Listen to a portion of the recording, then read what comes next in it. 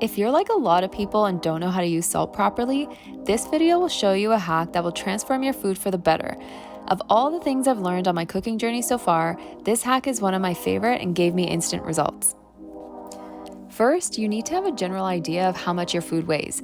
I weighed some chicken that came in at 1,290 grams, but you can also estimate based on the weight of the packaging. Second, you can calculate 0.5 to 1% of the weight of your food. So in this case, it would be about 6 to 13 grams. I chose to go with around 12 grams, which was closer to 1% because I found that 0.5% left my food a little bit bland.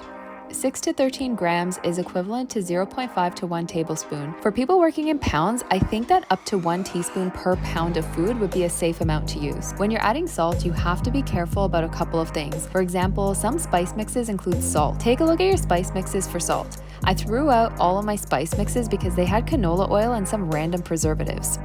This chart provides you with some quick salt conversion metrics, which is really important when following a recipe.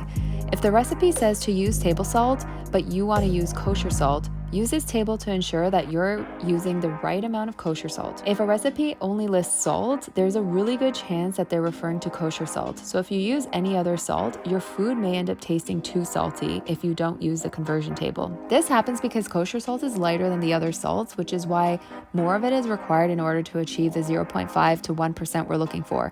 If you stick with these tips, you'll avoid having food that is too salty or too bland. The meat thermometer is probably the second best thing to give me instant results in the quality of my food.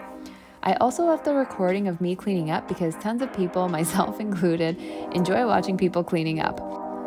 If you like this video and want to see others, please subscribe and let me know what else you'd like to watch in the future. Thanks so much and hope you have a great day.